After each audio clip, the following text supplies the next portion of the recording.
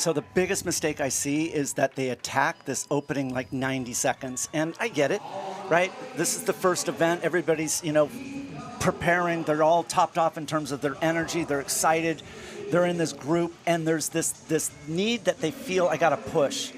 And that is the biggest trap here, because this is a long workout. Mm-hmm. It's a long one.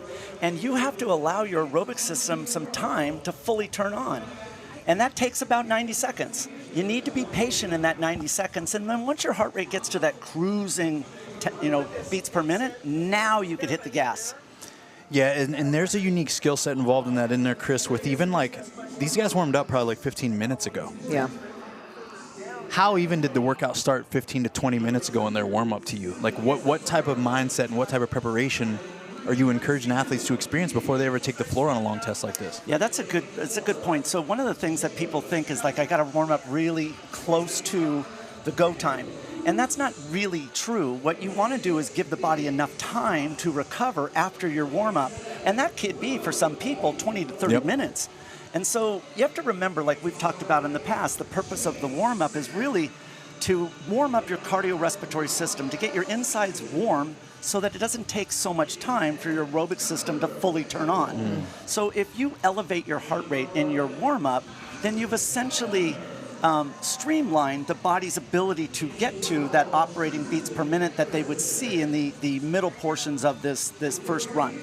And so that's what most people should be doing. A lot of people, they get caught up in it like, oh my God, I warmed up 30 minutes ago. I look at them and go, that's ideal. Yeah. Because now all your energy systems are all topped off again, and you're good to go.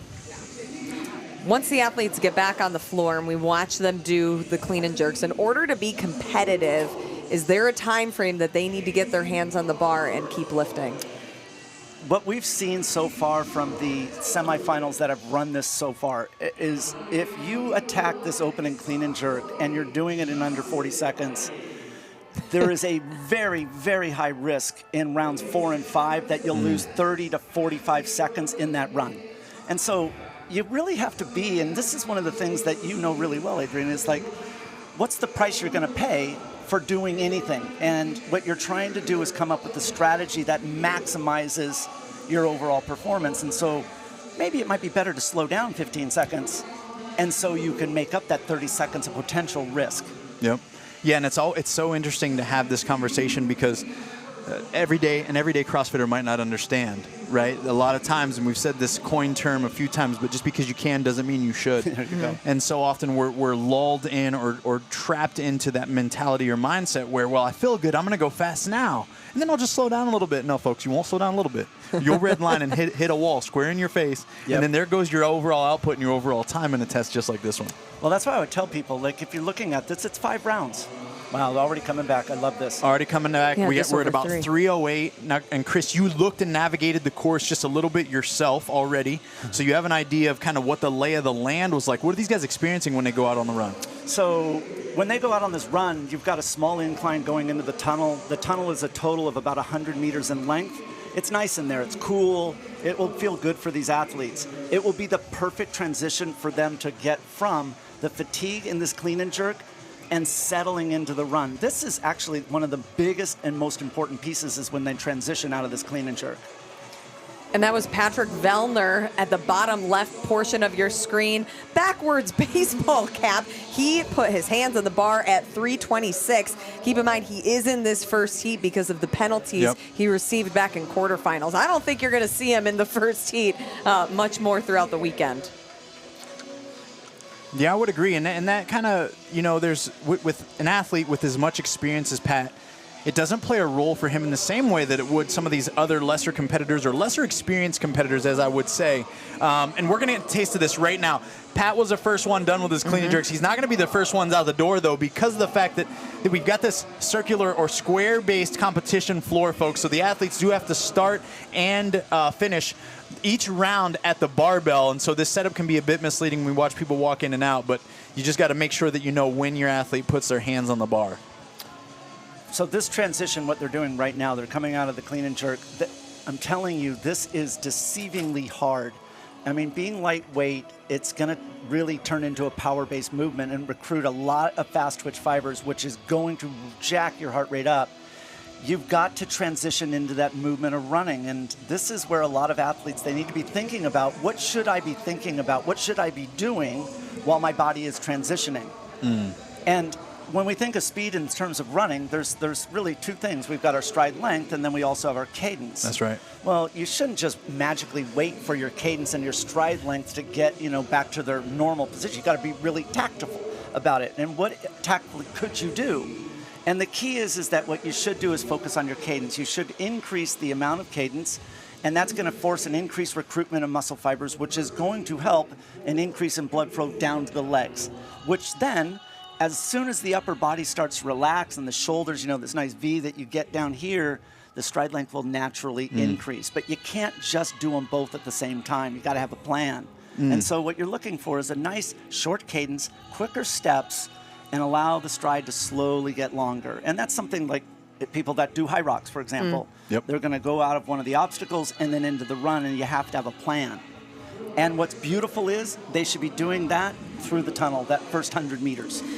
And when we look specifically at the run course for here in Carson, there is an opportunity for these athletes to pass each other. Is there a round or a certain part of the workout that you think athletes should really take advantage of getting ahead of the other athletes? Yeah, so everybody should be looking at this workout. I mean, I would ask you both, if you're looking at it and you were thinking about doing it, you have 5 rounds. Which round should be the round where you're like, oh man, I'm tired, but I'm getting close enough to the finish line where it's like, I could bring it home, where your confidence begins to build after you finish that round. And for most people, they should say it's round 4, where I feel like I got to shut it down. If I maintain this speed, I'll never finish. That doubt creeps into your head, right? Maybe negative thought.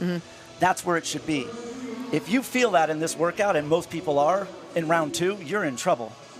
They're in a bad spot. It's a long way to go. And that's where, as the athletes even prepare to start to re-enter the stadium, where we'll start to see body language tell a story to us. The viewers are going to get to see them in this square format competition style, where you're going to see athletes pick up the bar, and instead of clean and jerk, it hits the ground, their feet don't move, they're going to step back for a second. Then they're going to step to the bar, or they're going to go hands on the knees, or right? Like there's those things that are a tell-all sign of, did you nail the pacing, and are you still in the fight, or are you already taking a back seat to fatigue? I love that. So the piece I look for is that when someone's really pushing and they're hyperventilating, what will happen is when they get back in control of the breath, they'll do a big, deep sigh. And if you see someone do a sigh right now, they're in trouble. It's way too soon to be experiencing that. Wow, they're really, though, they look good. And Patrick Vellner is going to be first to the barbell with his in that left bottom corner. And he's looking very smooth right now. Yeah. Calm and collective with his approach. Very relaxed, the shoulders, the upper body. As soon as you start carrying tension in the upper body, you lose that stride length in your run. And at the middle front of your screen, top of your screen, that's going to be Arturo Torres. He was also one of the other first athletes that came in the door. We're back in the venue. We're all outside. We're not going through doors here. So this could be a huge boost for Vellner in the sense that, Adrian, you've been on teams and done it as individuals, but you know about being on a team. When you're not the weakest in the group, somehow you feel better in anything that you do. And imagine Vellner's here, and it's like, whoa, look at this. I'm in contention to win. And that is a boost, especially going into tomorrow. There's no doubt about that, especially Pat feeling like, naturally, if it's justified or not, Pat feeling like he doesn't belong in this particular heat. Now, his history in our sport tells us he's certainly a top 10 games athlete every single year with the fitness that he builds. But what you're saying, Chris, reminds me so much of, like, it never hurts the winner as much physically. Yep. Right? And it's because true. you are at least the victor, and you get to have that sense of achievement tied to no matter what level the suffering was. And you can very much feel that in the moment of competition. If you're leading and you feel good, you hit that state of flow. Yep. People categorize it, man, it's such freedom that you feel in that moment. Well, and it's also true that people always remember their last event, their last race, or their last rep in a workout. And if your memory of that last rep is positive, then you're going to actually feel good about your performance, That's right. and that carries forward. And so, yeah, I know he doesn't want to be in this heat, but he's going to carry forward into tomorrow. If he does well by bringing it home, then he's going to have a level of confidence that other athletes won't have. How much do you think that the other athletes on this in particular field are pacing off of him? Yeah, so that's one of the pieces that's very interesting. So I watched both heats of the women when they were doing the loop inside the stadium, and that loop it looks very, very long when you're looking at it as an athlete as you're running around. And the nice thing about it is that there's wide lanes to travel in, and so it's easy to pass people. The problem is that, yeah, we have a decent-sized group of people, 20 people, but by the time they get spread out, there's big gaps out there. And so it makes it difficult to stay in contact with somebody because always you're coming in and doing these lifts. And so that's a challenge. But if you're smart, you're paying attention to where that athlete is from round to round. And those athletes are the ones that dominate. Are they mentally still in the game when that fatigue builds? Yeah, and there's a certain moxie or like an awareness that the veterans have, the Pat Vellners of our sport, the Brent Fikowskis, the Justin Medeiros, where if you are a first-time or a rookie semifinal competitor, there are certain workouts where you know, like, it would be really wise to not be beating this individual 2 rounds into a workout like this, or it would be wise to try to cling to their heels and stay close because it gives you a fighting chance if you don't really know and it's your first time because you're going to be, for lack of a better term, full of piss and vinegar, ready to rock and roll. Intensity's going to be your charger, and it's like, no, don't make that choice now. Well, right? I think we all feel that way at our own affiliates as well. You see Sugar Water, the leaderboard, or whatever you follow. If you're ahead of this athlete and you know they beat you every day, there is a problem. Yep. I need to take a rest. Right. That's why some athletes, so back here in 2013 with Jason Khalipa and Rich Froning and that rivalry that they had, Jason was secretly training his running, and the guy did a 20-mile run 3 weeks before the CrossFit Games in 2013, which was unheard of back then. And so when I asked him about that Naughty Nancy event, which went over the berm in the stadium, I said, what's the plan? And he says, I'm going to attack him and show him my dominance, like to show him what running is all about. And because he had to change Rich's mindset. And the thing that I learned later about Rich Froning is that you're never changing that guy's mindset. Listen, his greatness exactly probably is an example of his stubbornness equally, right? Like there's a reason that someone can be that set apart in a sport for so long and be able to do what they did. And it's not, there's a balance of humility and understanding and being coachable, which is why you got to be a part of his journey in the latter years. Is like he understood, I need this. I need this. Right. But also that stubbornness that allows him to keep his feet in the cement and not be moved from the top of the podium. As we watch Pat Vellner back in the stadium, clean and jerking that bar with about a 10-second lead on the next competitor. Pat keeping that same cadence. Go ahead, Lauren. And that was Chris Ibarra up to the upper portion of your screen ahead of Vellner. And Vellner, he is in the top 10 in running running specifically in 59% of his events and 58% of workouts with clean and jerks. Vellner's a good runner. Yep. I mean, he really is a good runner, and I'm surprised that people don't recognize how skilled he is. He just, unfortunately, he's had an education, his career, his moves from homes has challenged him. But when he can settle in and train, he's solid. And one of the most amazing things about Vellner, and I look at this stat all the time, and anybody can do it, is look at how well athletes pace in multi-round workouts. Just look at their first round time and compare it to their last round time. Vellner is very, very consistent in his approach to the workout, meaning he's got a good plan when he starts it, and he sticks to it. Those are the hard lessons here. We were watching even a young athlete in lane number 7, Bill Leahy, someone who there's a lot of talk about. Does he have the fitness to make it to the CrossFit Games? By all means, it looks like he's been able to exemplify some great measurables, and now really this is going to be his weekend, an opportunity to showcase the intangibles. Like you mentioned about Pat Vellner, can he piece it together and show us this full performance through 3 days, pieced together with the pressure? He's going to have some eyes on him. People are already predicting him a great games competitor in the future. And so, it's about learning those kind of lessons. Chris, when you look at a guy like that, like a young Bill Leahy here with his opportunity this weekend, how does he expedite this process on the come up through the sport? This is what the biggest challenge, because imagine you are an athlete that came onto the scene as you saw like the Jason Kalipas, right? Adrian, right? You saw Rich Froning and Frazier on this stage, and now you're here. It is a very difficult thing to have composure. Most athletes that are new hop down there, and the adrenaline rush, the event's over before they start. But you go talk to a Vellner. Vellner doesn't even think twice about it. It's like, whatever, it's just another venue. Vellner doesn't think of this as like some, obstacle. Right. A lot of athletes, when they leave their home gym, they've lost their home gym advantage. Yeah. And we see that all the time with rookie athletes at the CrossFit Games. So how do you get rid of that? You got to compete. Yep. And I'm talking about not just in CrossFit competitions, but I'm talking about master swimming. That's I'm right. talking about doing anything where the gun do a goes 5K, off. do it, all of it. Yep. And that's the key. You've got to compress that learning curve so it doesn't matter.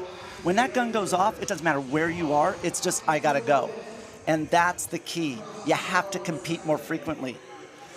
Yeah, and I love that. I mean, that's advice that I give to so many of my young competitors. I'm like, hey, you've got to really, no matter what, when your season finishes, the first obstacle is for us to put some marks on the calendar, and you've got to prepare specifically for something, almost at least every quarter, depending on what their passion is and where they're going. Most of the athletes I'm working with, of course, want to make it to this level of competition and beyond.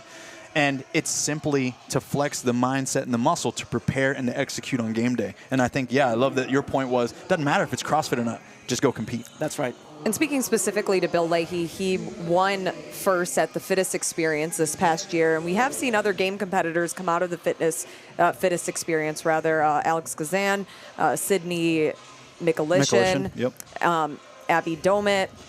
So a couple of other ones that have competed at that competition. And with Bill specifically, he did finish 10th at semis in 2022. Last year, unfortunately, he had to withdraw because he was sick. So I'll be curious to see how he does this year. But again, only 9 spots on the line for the men. So even when we start watching that final heat with 10 athletes, only 9 spots available.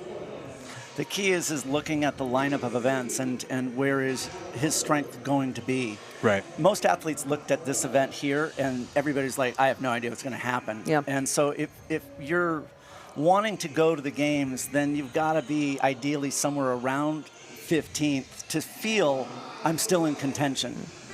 I mean, I just saw Dave Castro talking about the events, and he loves the format of these events because you can fall behind and you can make up massive ground, and it forces the athlete to stay in the game. Wow, look at that. Yep. 17:37. Yeah, hands on at 17:37. They're second, right? I mean, what a lead. They all look about the same in regards to repetitions. He's got a slight step back, but that seems to be a part of his routine. It's not something that's really changed there. There was no step back, right? But the bottom line is watch Pat Vellner address this barbell. Both hands go on at the same time. He's setting his back as he's making contact with the bar, and he's sweeping that bar into his thighs as he's into the next clean and into the next jerk as he's already entering his final 4 repetitions now. And then he'll just have one more round to go. And this is where in the back of Pat's mind, it's about putting down, like you said, Chris, this is that round where you got to psychologically feel like, man, I'm really pushing my threshold. But now this is where I set myself apart from the guys who are about to take the floor. They're about to see my name, Pat Vellner, on the leaderboard, and they're about to be like, yo, we got a good time to beat. Let's shoot for Pat's time. And in the back of his mind, because he's such a vet, he knows that. And so now it's time to try to lay down the hammer here as he exits the stadium.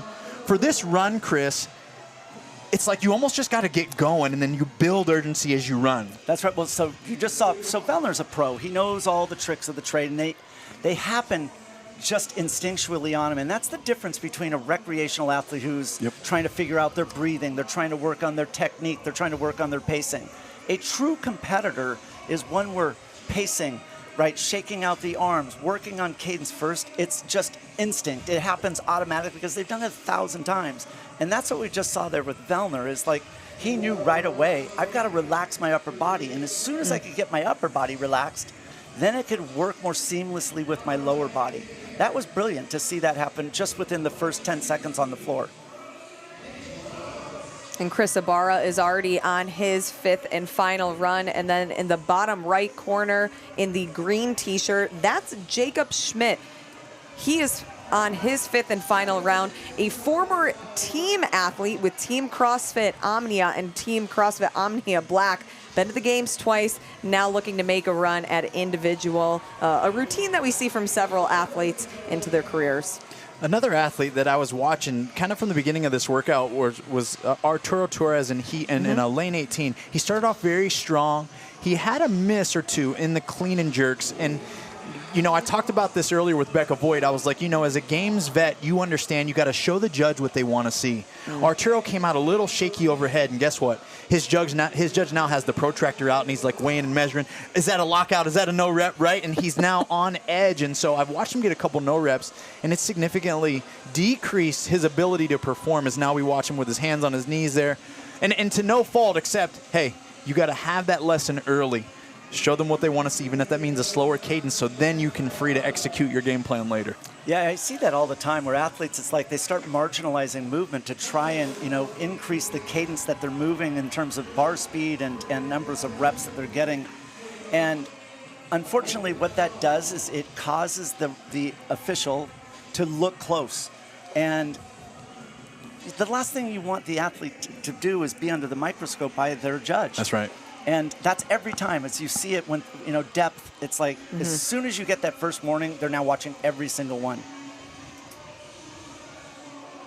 Bill Leahy finished his clean and jerks. Now he's starting to get on the run there. So here's what's interesting about, you know, a clean and jerk. Is it quad dominant? Is it hamstring dominant? Which muscle group is the primarily fatigued? And it's really like a toss-up for a lot of people. But it is. This is where you want to be thinking about your foot strike. So when you go into the run after doing a clean and jerk, you can actually manipulate which muscle group is being activated based upon the way the foot makes contact with the ground.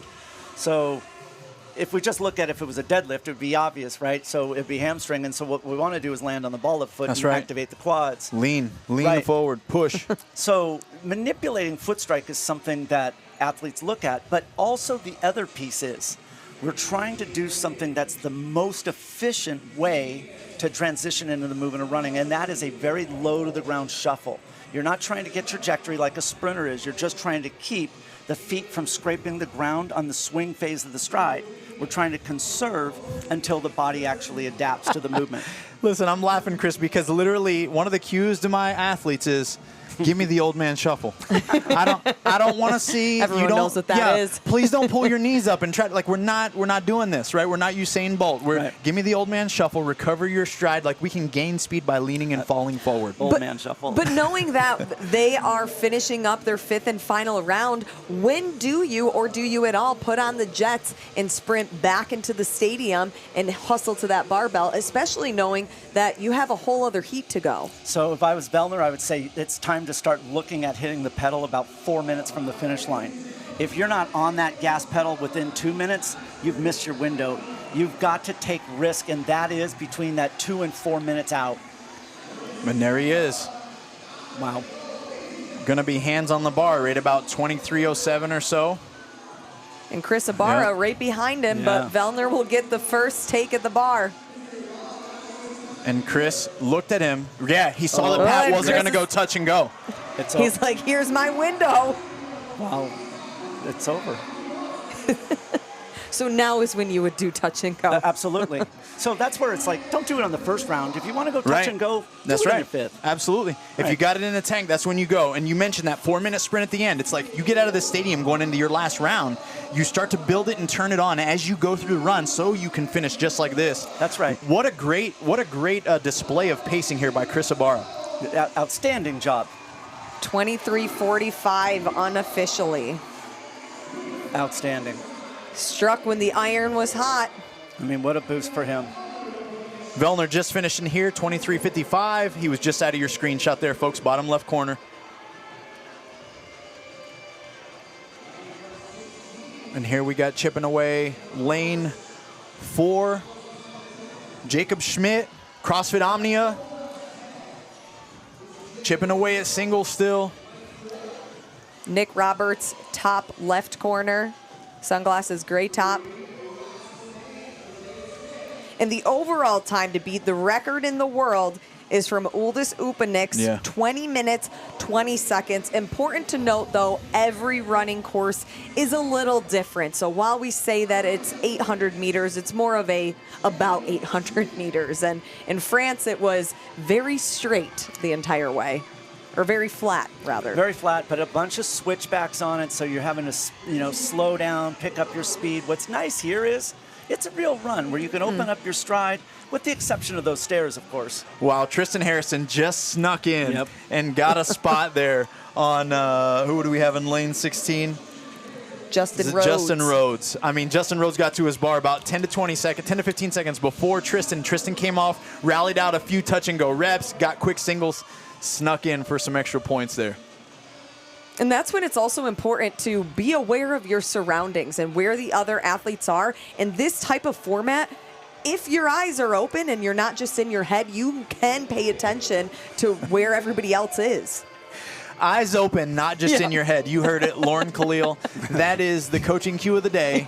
Eyes open, close your eyes. not just in your head. But you know what? And it's hard to do. Chris, you mentioned competing and going dark. Like it's anytime, or you mentioned like, hey, anytime that gun goes off, it's like immediately there are a lot of athletes, when that happens, they go completely dark. Right. They have a lack of not only self-awareness, but external awareness, and that really impedes on their ability to compete head-to-head. And I want to mention, I just got a text message from Jacob Hepner. Hello, Jacob. Chris Ibarra also trains in his barn with Olivia Kerstetter and Justin Rhodes. So they're all training with Hepner. Very cool.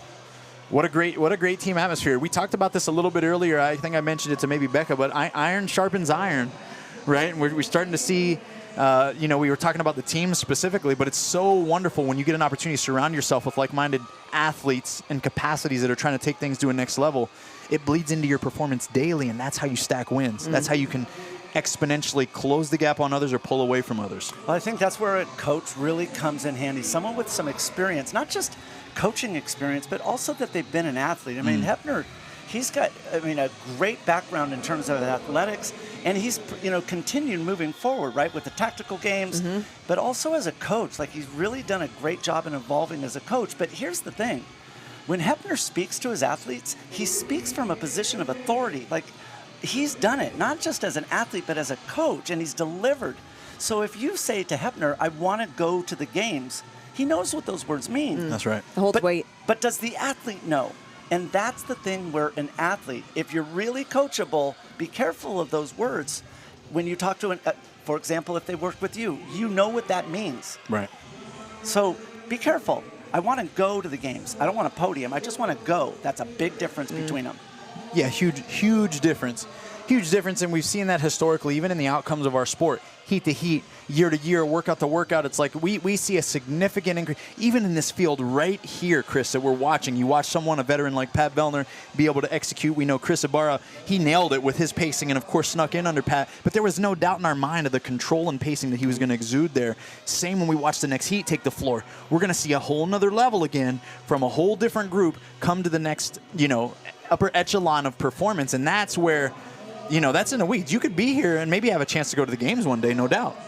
But if you want to say, I want to be top 5 at the CrossFit Games, your ticket's being punched automatically, and we're already going to talk about you like it's past tense. That's right. But that's the whole piece right here. You have to be so refined. There's no more like easy fixes now in this sport. The talent level that is here at semifinals is at the highest end. It's not you got here because you had one great performance and you had a bunch of other bad ones. You had to dominate in your overall performances, and that's what's here. That wasn't the case 10 years ago. And so these athletes, it really has to be treated like a true profession. They can't leave that low-hanging fruit on the table, ever. Gone are the days when you're just athletic and can join CrossFit, work out for a year, and go to the games. Right. I remember back doing Ironman back in the day, and there was a time, and the first year I did it, all you had to do was just pay the entry fee, and you were in. You were in Kona. I mean, those days are long gone. But yeah, it was nice. It's nice to look back on those days, like in 2009, where people can just show up and go to the ranch and just lift heavy and run. Yeah, there's no doubt that there's a purity to the space in any sport before really hits that exponential growth, right? People showing up, not necessarily to win anything, but to simply just see what they were made of. Yeah. So what's interesting is that watching, the last person lift here is the bracing that they're having to do. Yeah, I mean, they're able to lift this weight, but every time they're bracing, they're holding their breath. No doubt. And that is very disruptive to your normal rhythmic breathing, causing your heart rate to soar even higher. And that's one of the big disadvantages for not being strong in this sport, is that you have to brace and hold longer. You never had that problem though, Adrian. Bracing was something that I had to learn, and it was applied. I don't mean to say this like I was special in any way, because there are many talented athletes in this space, but I felt like I always just thought about things differently than other athletes. Like, they just were doing clean and jerks, and I'm like, no, I got to think about how I breathe through this clean and jerk, because I'm not worried about doing a clean and jerk. I'm worried about my 30th rep. Just 9 spots on the line for these men. Who's fighting for it? All right. And we talk about being a great test of fitness, Chris. We know that this is going to be a long event, right? We know that it's going to have some time. Talk about the run that is ahead of these guys each and every round for the 800 meters. Yeah, this run, you must be patient here. I mean, I can't tell these athletes enough. It is over 20 minutes. I mean, think about if you were going to run a 5K. Are you going to just blast out of the blocks and sprint that opening 200? Are you going to try and find a pace that you can settle into and hang on to for a 20-minute duration? You have to have that kind of approach in this workout, because what's the whole goal? By the time you hit round 4, I want you to feel like you want to quit then. If you want to quit in round 4, if the brain's saying you have to slow down or we're not going to finish, then you timed it perfectly. Because, why? When you finish round 4, you just did rounds 1, 2, and 3, and you just finished, but you only have one more to go of the same thing. And that's where confidence is going to build. But you can't think about going out hot. You've got to be patient. When it comes to the run and where you place your body, do you want to draft off of an athlete? Do you want to stand to the side to them? Where's the best placement? So there's 2 types of athletes. There are athletes that like to be in front, and there's no difference between the ones that win are in front and the ones that sit behind. For me, I like to sit off the shoulders so I could just turn everything off. I don't do anything other than monitor the athlete in front of me, and that is also something very important. Like Adrian and I have talked a lot about this. If he's in front of me, I could listen to his breathing and the cadence of that breath to know how he's doing versus how I'm doing. If his breathing cadence is faster than mine, then I know that I am in a better position than him aerobically, meaning I'm pressure.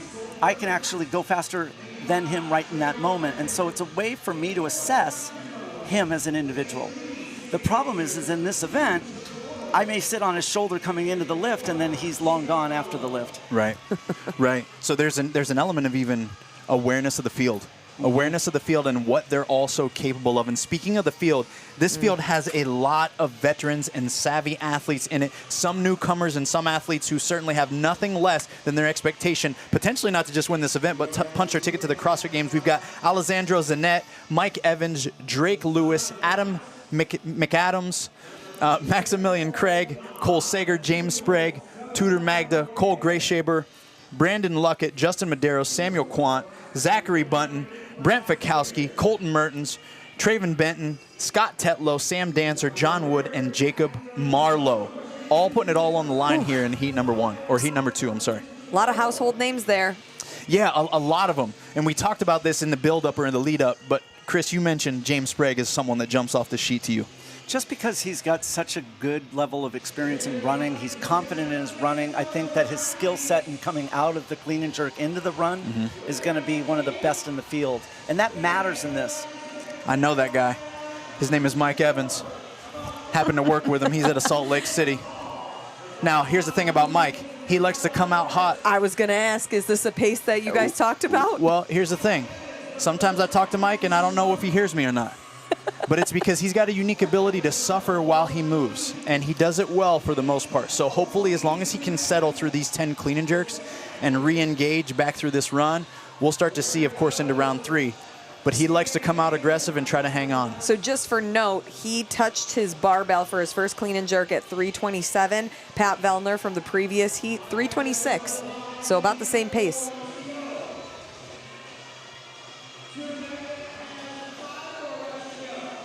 We got Cole Sager right beside James Sprague. James Sprague towards the top of your left screen in the white hat, which it's front. James, you got to turn that hat around. Brent, you got to turn that hat around. Guys, I'm talking about bar path here. I'm thinking about my bar path and being a CrossFit coach like I am. Gentlemen, turn your hat around when you're clean and jerking. Flip off. Didn't you watch Pat? You got to turn it around forward when you start running again. But he's right beside Cole Sager, and it's ironic because, of course, these guys get to train together a lot. We talk about iron sharpening iron, but Cole and James get after it toe-to-toe every now and again. And they're all off on their second round. At what point do you think the pack is going to separate? After this run or not until the third After round? this run. So here's the trap. You do these 10 clean and jerks. You have to remember that the blood needs to transfer from your running muscles into your clean and jerk muscles. Well, that takes a little bit of time, around 20 seconds. And one of the great things about watching, for example, 100-meter sprinters, when they run the 100 meters, let's say in a world championships, they come up to interview that person and they're not even sweating, they're not even breathing hard. Right. It's about 20 seconds into the interview, all of a sudden it's like, and they got to go sit down, right? They got to take a knee. It takes about 20 to 30 seconds for the body to react to a movement. So when you start the clean and jerks, that damage when you're done is going to last a good 20 to 30 seconds after. And so you want to make sure that you're actually aware of that, because if you push it, you're not ready yet. And that's why when we talk about this patience piece, it's like allow the body a little bit of time for that transition to occur. And Chris, this is, folks, you should have to pay for this content, okay? You should have to pay. You can enter your credit card number into the chat section below. It will help aid Chris in his future endeavors. But listen, here's the reason I bring this up is because there's levels to this sport, and people have a misunderstanding of, if I want to build my aerobic base, all I have to do is single modality training, which means go run slow and easy, go row slow and easy. You can do that, and that has some value, no doubt. But what you mentioned about the value of this mixed modal training, where we're going from a barbell to a run or from a ring muscle up to a run, that's why I love this sport so much. It complicates the way that we approach training in so many ways. It's really incredible. I know, I think back on my triathlon days, it was like, I felt like I was a mixed modality athlete, right? But I'm swim, bike, and run, and it's like, no, that's not even remotely close. You have to realize the complexities involved in this sport, and when you get up at the highest level, where these athletes are, it's like, oof, it is very, very difficult. So you said that you are following James Sprague. He's an athlete that you're watching. I have a question. What do you think about an athlete who's a little bit older, very different body frame, Sam Dancer? He's carrying a lot of mass. Yep. That's the concern I have. So the problem is that when it's an advantage for him on the rower. It's an advantage for him on a bike. And the reason why is because his body weight is supported by that object. That's right, stationary. But when we talk about the movement of running, we call it aerobic power. What we have to do is look at his kilograms of body weight. And so that's why when you see runners, like elite level runners, they're very lightweight because the weight matters. You have to carry that weight. In fact, in marathon running, elite level marathon running, it's well known that you will dehydrate yourself to lose that weight, and that risk of dehydration is less of a consequence than the benefit of losing the body weight. And so, yeah, there's a whole science around that. And so Sam, I saw how fast he came in on that first round, and it's like I shook my head. I'm like, oh, man, like this is not going to... His wife said he's been running every single day. Right. And how does that impact something like this, though, with his mass? But so that's the whole point, is that he can definitely get better. We've seen that with athletes like Jason Khalipa, right? These athletes that are bigger. Khalipa was 225 pounds and he ran 5:10 mile. He can do it. But this is 20 minutes, and that's the concern I have. That's right. And here we go. James Sprague leading the way to the barbell. 8:13 hands on, and he's looking smooth. Positive body language. Stride looked very smooth. Sam's going to look at it. I mean, I got to say. Quant's there to his bar. Mike Evans to his bar. We got Tetlow even working his bar. Now, I talked to Scott last night. He was like, man, I'm not too pumped about this being a shorter guy on the run. He's like, but I can get after it. I can mix it up with these guys. Sam hands on his bar at 8:37. I mean, I got to hand it to him. He's in the hunt. Yeah. So that's the beauty, is that if he's working his aerobic system, the truth is that if he's doing longer, higher volume runs at lighter intensities, he's going to recover really fast. I mean, one of the major measures of aerobic fitness is how fast can you drop your heart rate. That's right. And it's the same, I mean, yeah, you see other guys come in, and the thing to be mindful of, Lauren, to your point about his mass and that being an advantage, well, that's where mass moves mass here at the clean and jerk at 185. And so if he can balance it right, this costs him less energy than it costs the other athletes, and then it gives him a chance to fight on the run. And if he has been doing, like, base building running, zone 2 running, long time domains but easier intensities, then he is going to transition into that movement of running much faster than if he didn't do that type of run workout. I mean, he looks good. Shoulders are relaxed. He looks good, I got to say. Yeah. In that mix, Sam Quant, Cole Sager, Colten Mertens, Sam Dancer, all neck and neck going into the third round. So here's what's interesting is that around 9-10 minutes, we change from your aerobic capacity, your VO2 max becoming the high value item, to now moving into longer time domains. And your lactate threshold, your maximum sustainable pace, becomes important, right? Your ability to remove any accumulated acidity from the body. That becomes very, very important as we migrate to 9, upwards of 12. And from 12 to 20 minutes, it's all about who has the best maximum sustainable pace. Their ability to clear fatigue. Right.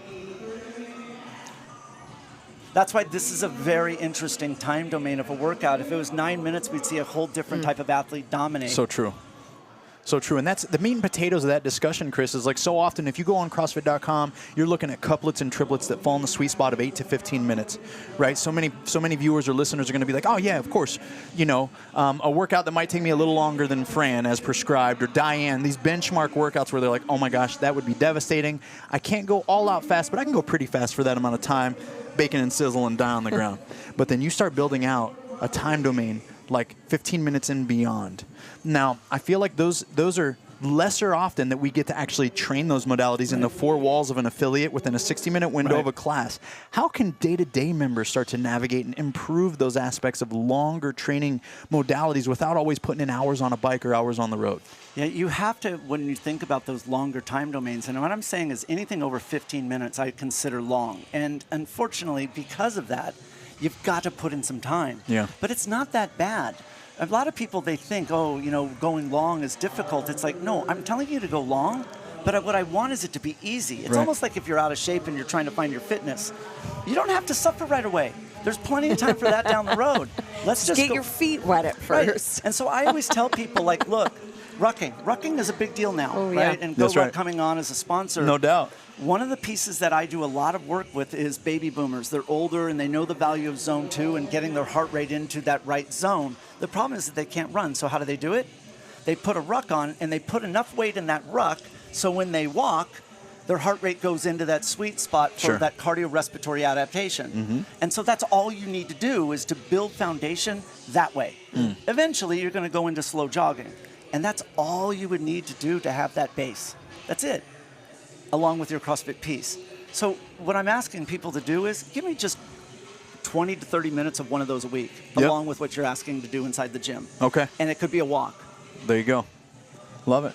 Get moving, get active. It doesn't need to be hard, folks, right? It doesn't need to be hard. Do easy things. Put on an audiobook. Put on a podcast, Throw on a ruck. I mean, my ruck weight is 35 pounds, and it gets my heart rate right into that 180 minus my age range. And you know what? I could do 45 minutes in the evening after dinner and call it a zone 2 perfect workout. Perfect. It's my favorite post-dinner dessert right there, a good old ruck. James Sprague back in the building, 12:56. This will finish up his third round. Right, he's not that far in front. I mean, there is a large group behind, 4 people right behind him.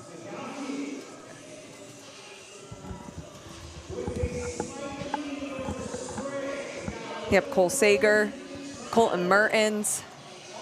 Now, Mertens significantly increased his pace there on that round, it seems like, because I don't think he left in this order on the barbell at all. He was in that group that left. Justin Medeiros. Medeiros back on his bar. Now, Evans, who came in hard, he's now just back to his bar. So at least, falling behind that initial wave of athletes it's leading.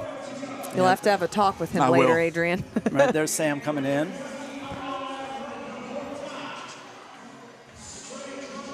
I'm truly surprised how many of these men have stuck together this close. Yeah, it's going to be a tight race to finish. I think this is where we'll continually start to see some separation here. Sprague leaving his bar. We got Fikowski heading out now. Yep, Sam Quan heading out as well. Look, Lauren, this is going to be funny, but remember, Wadapalooza, you were covering it. I was there. James Sprague talked about a long workout. He was like, honestly, I just wanted to beat Brent Fikowski. Right? You think Brent didn't take that as a little bit of a mental note? Yeah. Now, hey, it's all fun and dandy, but hey, we're in the season now. The professor pockets that away, and he saves that. Listen, every worthy athlete would. We're all so petty. Us highest level. I'm telling you right now. There are things that I could tell you about other competitors, what they said, what they did when I was probably like 12 years old. Oh my God! I'm telling you, it's fuel for the fire. I think the men are a little more petty than the women in the sport. It might be. From what I hear in the athlete areas, at least. Oh, it's all in good fun. And that's really what makes the sport fun. It's the kind trash talk, I'll call it. Yep. Dancer just exited the stadium here into his next round of running. We're still seeing runners come in for their next round of clean and jerks here. Now we're into this sweet spot here where most of them just concluded round 3, right? This is the round. This is the round. This is the round where you want that doubt to creep into your head, from your head, and you want to hear a voice of saying, man, you can't maintain this speed. You got to slow down. That doubt creeping into your head tells you that you're right on the edge of that maximum sustainable pace and going into a death zone. And what your brain's telling you is you are, in fact, dying, and you got to slow back down a little bit. But that's where it takes some courage. This is where an elite athlete, an advanced athlete, someone with a lot of experience is going to know what that voice is really saying, and that is, this is where other quit. This is where you win. Yep. And the question is do you have that courage to fight through that feeling of, oh my God, I got to slow down or I won't finish? But it is important to note that although the men are sticking together closer at the top for this heat, the first heat actually had times that were on a better pace at this point. Chris Ibarra, he had finished his round 3 at 13:29. So that was faster than our first athlete that headed out the door in this heat. Now, not only does that have to speak with maybe pacing and these athletes' capacity, but Chris, is this a factor for the sun and the heat that has slowly crept up here in the stadium today? Absolutely. I would love to find out what that floor is. What is that temperature? Because it's a black matters. floor top too. Yeah, it really genuinely matters. Okay, lane 1. That's our boy Jacob Marlowe. He's heading out the door. Yeah, one of the most, you brought up Murph when it was here at the games, and one of the years they did Murph in the morning, and the sun was coming up, but there were a couple of, out on the field, there were a couple of the lanes. Yep, 2016. And you could pick the lane, and Josh Bridges comes in on that opening run, and he picks the one in the furthest shade, but it was the furthest away from when you came into the stadium, and everybody's like looking at him like, what's he doing? And it's like, he's in the shade. Yeah. Yeah, it was smart. Yep. Levels. There's levels to this, right? We've alluded to that several different times in this particular heat alone. It's like there's levels to playing this game that some people are just so foreign to. They think it's all about their personal fitness and trying as hard as they can every day. And that's great. That's what we should all put the measuring stick for as a day-to-day athlete in the CrossFit gym. When you decide that you want to come play at semifinals, you're playing a whole different game than just giving your best at every effort. There's an amount of awareness both personally and externally that you have to exude. And that's not just here, because you mentioned you got to be brave, you got to lean in. That's not just out here on the competition floor.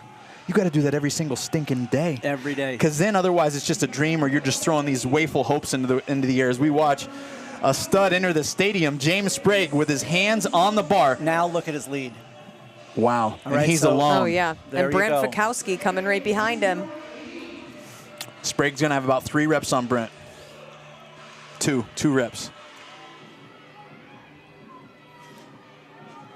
The thing that Brent knows, though, is the positioning where the barbells are and coming in for the final round.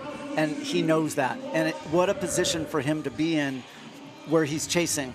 His eyes will be on it the entire time. Right. And if Brent's smart, which he is, he's going to be tracking the amount of seconds that he's actually behind. And that seconds is the time it's going to take for Sprague to get to his barbell. And that's all he needs to look at. That's it. And 1 rep left for James Sprague before he heads out. And Brent has even closed the window here just a touch as he came in 2 reps behind him. Now he's right behind him. Yep. So Chris Ibarra had finished his round 4, which is what they just finished, at 18:39. For James Sprague, Wow. it was 18:44. Okay. So not much off. And something else to note is we hadn't really talked about some of these vets in the first 2 rounds, like Brent Fikowski, Sam Quant also heading into their 5th and final round. I think that's important to know that these vets know their pacing. That's right. They know their body, they know their strategies, and they've probably practiced this a few times in training or some variation. And these athletes, the elite athletes, know how well the other athletes, their competitors, pace as well. So they've gone through and looked at the results. Do they go out fast and die? Or are they more consistent with this type of a workout? They know this information. Yes. Cole Sager also heading out on his run along with Scott Tetlow. That's right. And Colten Mertens, I think he seems to be hitting the sweet spot for his pacing. He comes in a little bit closer to the lead pack every time he re-enters the door. Medeiros there exiting the stadium. We got Mike Evans getting ready to head out for his final round of running. And it's all about there. You know, if I'm in Mike's shoes, it's like I've got to get my eyes on the person as close as I can ahead of me, and I'm working on picking somebody off. Like that's the goal when you're going on that final run. Cole Grieshaber just left the building. Adam McAdams on his way out. Drake Lewis dropping his bar, starting his final round.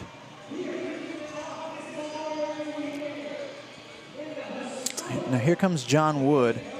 Now this is not a place that I expected him to be in. Athlete to the right of your screen, hands on the bar here, starting his 4th round of clean and jerks. I expected him to be a little bit more there in the thick of things when it comes to head-to-head competition for this particular event.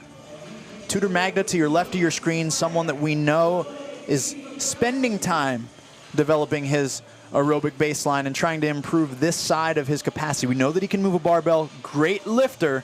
It's about, you know, again, we talked about this a few times, Chris and Lauren, about athletes being able to create the whole package, though, so that then they can be a true thing year in and year out. As we know, Tudor's been a Teen Games athlete. He went as an individual before, but was short last year. Yeah, but we've done a lot of work with Tudor. Right, absolutely. Remember we did a triathlon with him. That's right. Back in the day. Back in the day. And, no, he really is aware of it.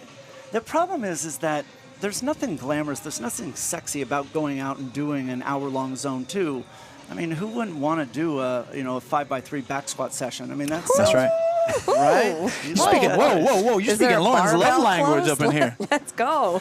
And so that's the problem, is that it's so easy to gravitate to what you're great at, what you love to do, but it's the exact opposite where he should be spending his time. And you know who we've actually seen proof of actually finding that secret was Dolan Pepper. That's the right. same exact type of an athlete. Football, baseball in high school. These guys are both a part of the same generation. We got to work with them in their early years of development and saw them not necessarily go polar opposing ways, but we just saw Dallin be able to encompass and embody that full, well-rounded approach to his training and application than maybe what we're seeing from Tudor. Which is a hard thing, because if you can get top 3 in an event, why do you want to give up on that? And sometimes if you want a podium, if you want to be in the top 10, you want to get better, you may have to lose some to gain a lot. That's right. That's right. And Dallin Pepper, for those that might not know, is he's going to be competing next weekend in Tennessee. He was number 5 in the world last year, the fittest American male at the ripe old age of 21 that he is. James Sprague, first one in. How far is Brent Fikowski? Now, James is one of those guys. He's such a good runner, Chris. He's actually got more of that pep in his step than we talked about. He doesn't necessarily lean and fall forward. He don't got the old man shuffle. My man, he can press power into the ground and get after it. So what you're talking about is that bounce. Like, he's got jump, right? He's springy, he's lively. He's got tightness in that posterior chain. Versus you see a lot of other runners, and the exact opposite is it looks like they're running in sand. They're heavy. They're sinking into the steps. There we go. Now remember, folks, we saw touch and go reps be the separator here, and Brent's doing it. There Here he comes on the heels of James knows. Sprague. Let's see, did James do what he needed to do? He had about a 5-rep lead on the professor, but here he is showing up. There's some hesitation from Sprague. His hands are still on the bar. He's still got 2 more reps. Oh, Brent's got 5, but he drops it. but he's hanging on now. James says, And that'll do it from Mr. 23. Sprague. 29. Wow. What an effort Nice by that job. guy. Hey, he saved just enough to give a fist pump before he died on the ground. And He's getting third-degree burns now. And James Sprague will unofficially take the event win, beating out Chris Ibarra from the previous heat. His time was 23:45. Unofficially, James Sprague 23:29. Mertens touch and go. Bottom of your right screen. 2 reps left for Colten. Wow. And he finishes. Ripping off of, is that going to be a third place, Lauren? That could be a third place, and then Sam Quant right just behind finished him. Justin's in the going bright touch and orange go. shorts. Medeiros touch and go. It's going to be hard for him to beat lane 16. Can he do it? He's got 3 reps left. They got 3 reps left. Wow, it's moving. Maximilian Krag up there. Wow, Justin's going to pass Yep, and 5. Justin's done. Wow. He just passed 5 people. And he was in the middle of the pack for most of the workout, the middle to the front. Yep. So he really put on the jets towards the end. And Chris, as you were saying, that round 4, round 5, that's where you need to do it. And that tells a lot about Justin Medeiros Absolutely. and his dominance when it comes to knowing himself and when to strike. I mean, you have to respect what he just did. He passed 5 people, 4 to 5 people within the last lift. Any athlete who finishes his workout with that kind of strength at the finish says a lot about their level of conditioning. He's ready.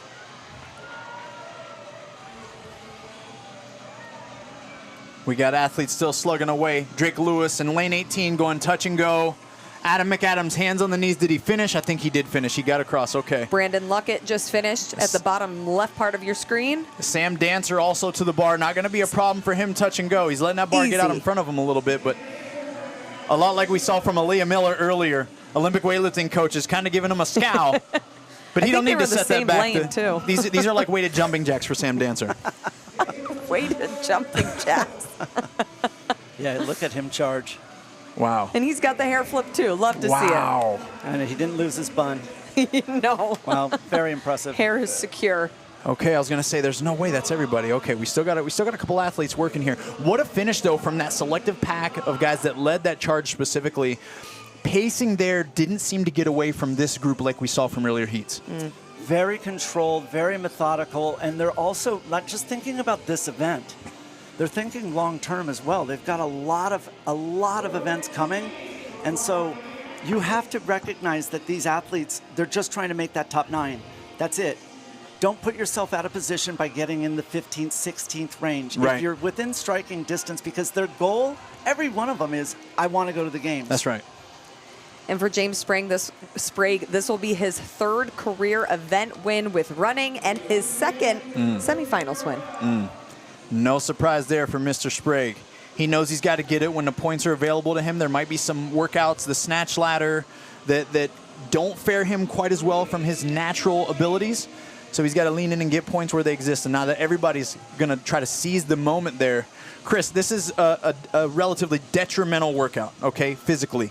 Yeah. What's the recovery process look like to optimize their performance for the next 2 days after this? I mean, this next 30 minutes is critical for them. This next 30-minute window is where they've got to have to ingest carbohydrate quickly. If you miss this window, then your body's ability to absorb is going to become less and less and less. And the problem is that they're stuck, these athletes like James, on the floor, and they're missing their window. Yep.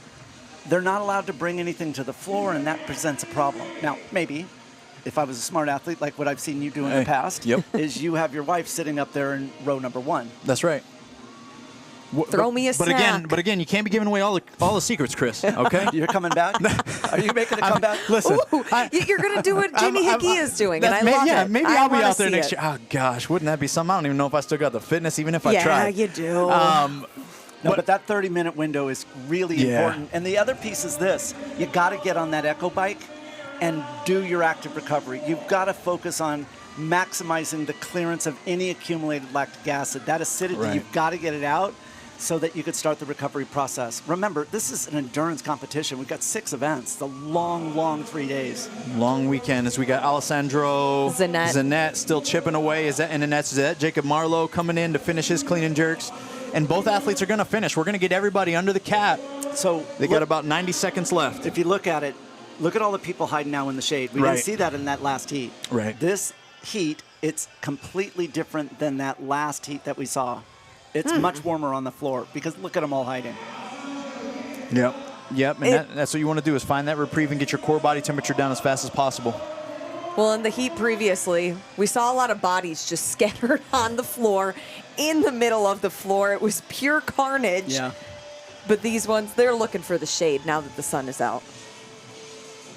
Yeah, that's right. So the stage is beginning to be set now for the rest of the weekend. It's going to be exciting. And what I love most about this layout as we watch Jacob Farlow just bring this workout home is that, hey, we have got 1 test today. We've got 2 tomorrow, and then we've got 3 on Sunday. It's going to be the most exciting West Coast Classic you've ever seen in your entire life, Chris, because of that. The way that it's anybody's ball game even going into the final day. I mean, 3 at the last day.